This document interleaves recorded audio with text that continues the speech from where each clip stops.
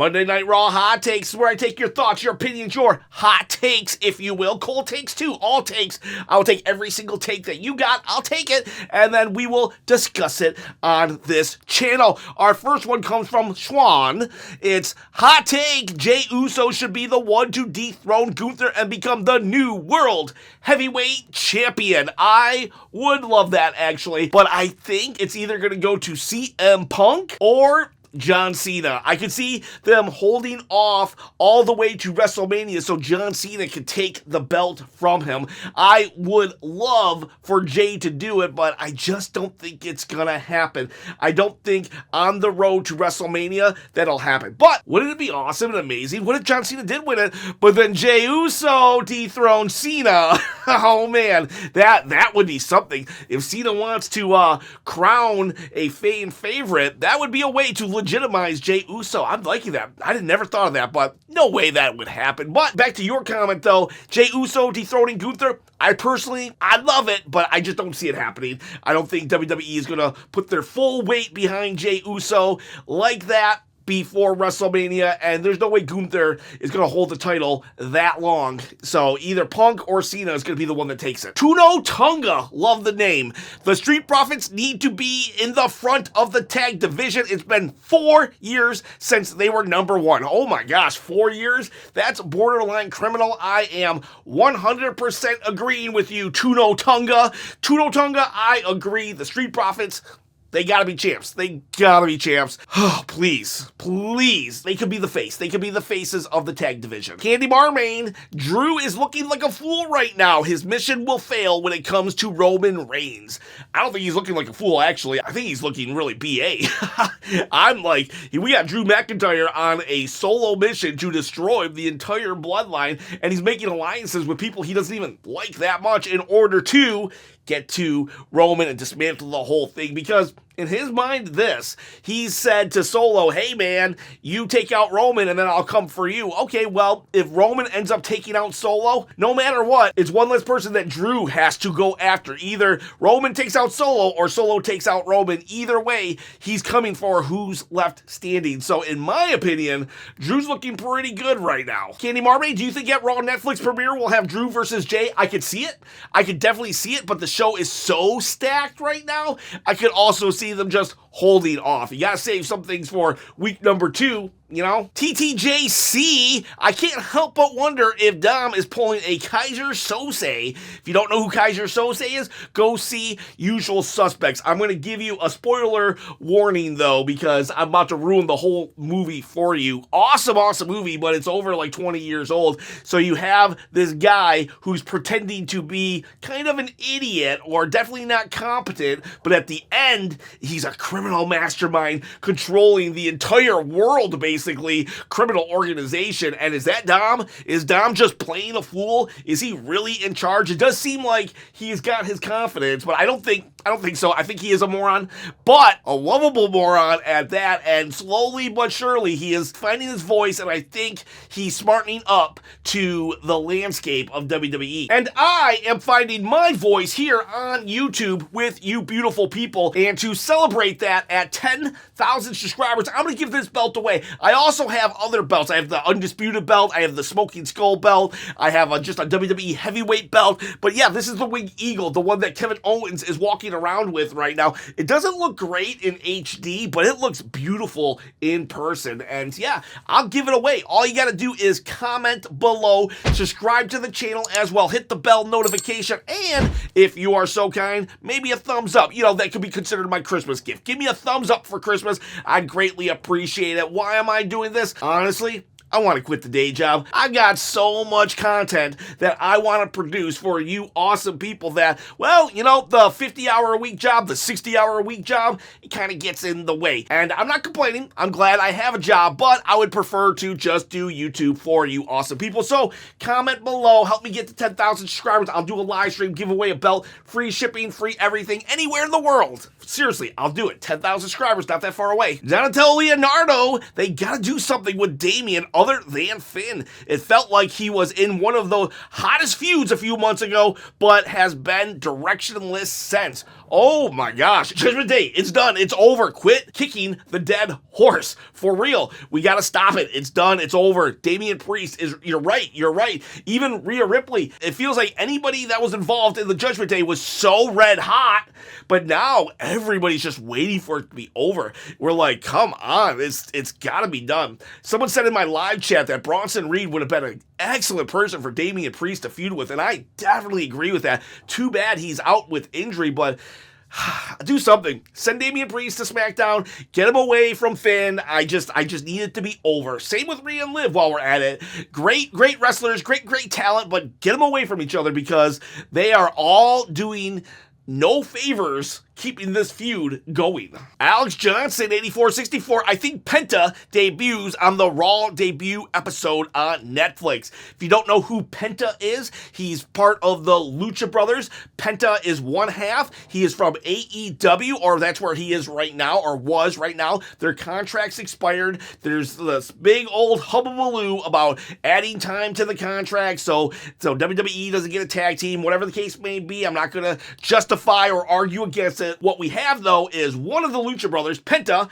He is a free agent, and everybody thinks that Zero, that flaming Zero with a line through it, everyone's thinking that is Penta, and Penta is going to come to WWE, and they're thinking, Raw Netflix, what a place to debut. It would be cool. He is a luchador, and he's an evil-looking luchador, so he looks really cool. Marketing-wise, he's a dream come true. You could sell toys and shirts and everything. Hopefully, though, WWE will push him a little harder than they have with the luchadors in the past. You know, Rey Mysterio excluded. He's the exception to the rule, and I really want Penta to make way for his brother to eventually come and just have a great Lucha Brother tag team. Dominant luchadors. That would be cool. Kyara Kitty, Sami Zayn is right. Someone said Drew McIntyre was going to be the chosen one. That person was Vince McMahon. Whew, I'm glad someone brought it up. That promo in the beginning, we had Drew McIntyre, he came out and was like, yeah, you know what? Nobody cares about me. I went home and I sacrificed so much for the business. I had a family member die. Nobody said nothing. And then Sammy came out, and I thought Drew's promo was awesome and amazing. And it was actually, he kind of sort of did it on Busted Open Radio a little bit ago, but he brought it to WWE, and it was good. But then Sammy came out and actually delivered a better one, saying, quit crying about it. We're lucky to be in this business. And, you know, at first I was like, yeah, Drew, yeah, nobody cared about you, Drew. You're absolutely right. You should feel bitter and mad. And then when Sammy came out, I was like, holy crap, you know what? Sammy's right. You're lucky to be even a part of the WWE, Drew. And I love that. It's like, you know, both people had really good points and counterpoints, and Sammy made excellent points, and it was such a good babyface promo. But he also said at one point, he referred to Vince McMahon. He's like, you know what? Just because you're still mad that when you were younger and a baby or a kid, someone called you the chosen one, and you're mad you didn't live up to that, or something like that, to that effect. But yeah, I was just surprised that Sami Zayn of all people made a Vince McMahon reference, because Vince McMahon actually brought Drew in when he was super young and said, that's the chosen one, gonna be a champion one day. Now, it took a long way to get there, and he actually even got fired in between, but regardless, Sami Zayn made a Vince McMahon reference, and it was surprising. Monster Jam Brawny, please no more Bloodline, new Bloodline. They're so pointless now. I disagree with you. I understand. There are people who do not want the Bloodline, who do not like the Bloodline, or maybe feel that it has run its course, and I can understand. It's a 4-year storyline. But that said, I love the Bloodline storyline. I love it. I think they're doing a great job. I actually like Solo Sikoa. I love you, Solo Sikoa. And Jacob Fatu. I love him. And Tama Tonga Loa. All of them. I'm a huge fan, so I feel for you, Monster Jam Brawny, because it's like, I get it. I've been there. I've been at that point where I'm like, oh, I don't like what I'm seeing all the time on TV, and yet everybody else does. and there's nothing you can do about it, and you just gotta kind of have to wait. So I've been where you're at. I just don't happen to be where you're at right now. So I'm sorry, but the Bloodline, they're still printing money, and that's why they are here. And I think the Bloodline came today to send a message to Roman Reigns. They got the big Ula Fala match on January 6th, so Solo came to beat up Roman's men. That's why they were there. TTJC, I love that I got to see my tribal chief live. See what I'm saying? Some people don't want Solo Sikoa and them to be there, and some people love that they were there. Didn't meet him, but I got to see him. I'm also excited to see what happens with the Judgment Day. Seems like Dom's turning face, and he was talking to Nick, so maybe he and Liv and Raquel will be faces on SmackDown. I couldn't even imagine those three being faces. I mean, Dom, it feels like Dom is about to turn, but Liv is such an annoying, in a good way, in a good heel way, champion. I just don't know. I couldn't imagine it. Maybe, though, that could be the split. Dom wants to go good, she wants to stay evil, and I'd be all for it, I would be all for it. I would be very excited to get them on SmackDown, and I'm glad you are excited for Judgment Day and the Tribal Chief, Solo Sikoa. The smartest idiot, Damian, needed all the help in the world to beat Dirty Dom, who had no help during his match. I mean, Dom didn't actually have help during the match, but that's because Damian Priest actually saw that he was in a trap, so he actually sprung first. I mean, JD was in a Santa costume. He was in disguise, and Carlito was underneath the ring. I think, even though Dom hadn't had help yet, that he was about to get help. And then the War Raiders came. So, I'm glad, though, that they explained why the War Raiders came out of nowhere, because they were like, hey, we owe you one from last week. Even though Damian Priest wasn't necessarily trying to help the War Raiders, more so he was trying to hurt Finn Balor. Well, the end result is he did help them, so the War Raiders, they returned the favor in kind. But that said, I don't know, Damian Priest, he beat up the Judgment Day again, so I guess good for you. I mean, 20th time's the charm. Kyrie Kitty, CM Punk versus Seth Rollins needs to end on Raw Netflix. I don't think it's gonna. I think this is the beginning of probably a best of three match, just like Drew McIntyre. So we'll see. These guys have a lot of animosity towards each other. I highly doubt it's going to be all said and done. In fact, this might be the setup for their WrestleMania match. Who knows what's going to happen, but this feud's going to be going on for a minute. Jay in Love, they're downgrading Io to the IC title, and that's not fair to her. She's been doing the best work in WWE's women's division. Yeah, you know what? I was torn. When I saw her get in, I was like, oh, cool, she can be the women's IC title, it'll make it relevant, but you are absolutely 100% right. What do we remember from War Games? Her flip off the cage in the garbage can. Io has been doing a bang-up job. Low-key, she might have had the best match at WrestleMania. Not my favorite match because of storylines and whatever, but her and Bayley had a banger of a match. Io Sky has really stepped up and stepped out. She beat Bianca on Raw like a couple months ago, and that was a banger of a match. She's been doing such good work that for her to just go to the IC belt, you're kind of right. I would have been okay with Naomi taking the US title. I actually really wanted that, but that's because Naomi hadn't really had the championship in a very long time. But Io Sky, she was champion just at WrestleMania 40, the heavyweight, the women's undisputed world or undisputed title.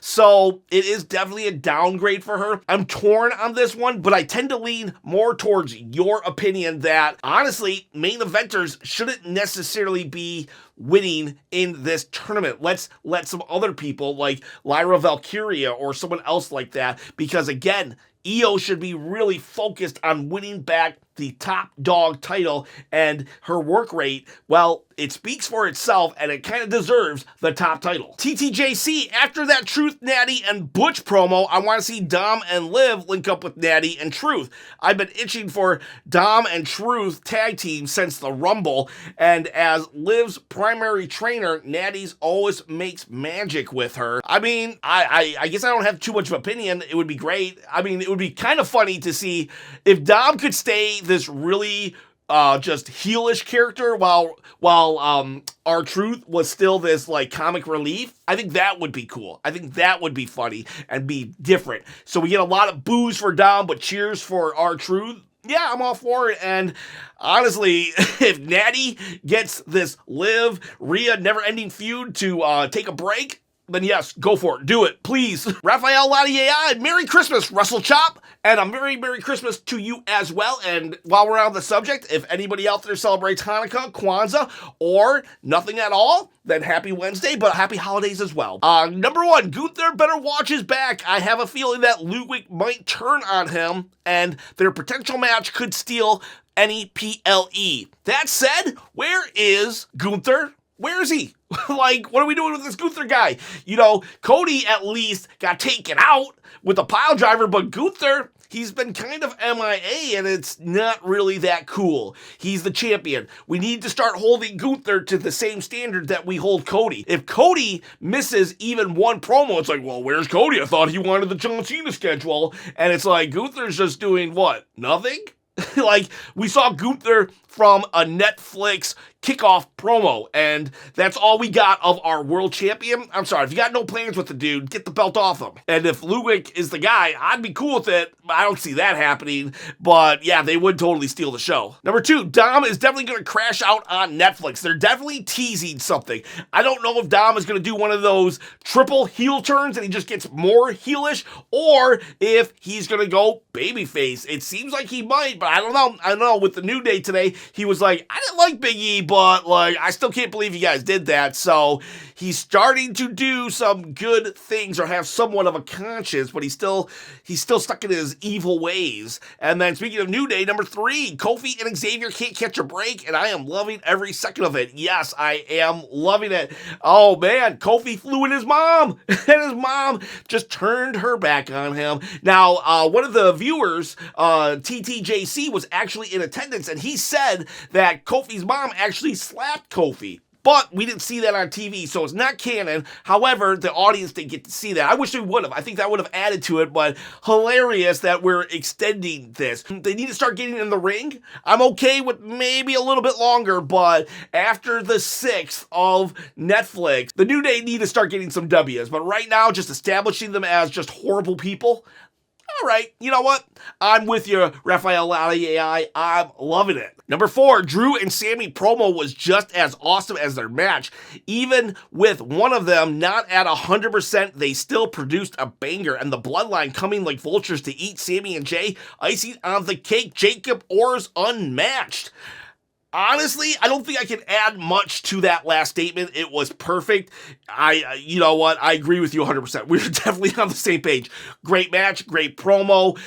Vultures coming in. Jay looking tough, and we got Jacob just a beast. And I loved the Drew and Solo interaction. Also, Drew's just like, he smiles and says, okay, go for it. You know, why does he have to extend his energy to let Jay get beat up? He doesn't care how Jay gets beat up as long as Jay gets beat up. Just great. Absolutely great. So I'm 100% on board with your statement, Raphael Latiai. Jay Levi now. WWE is definitely trying to revive the tag division. This whole show felt like they were giving time to every team we have on Raw.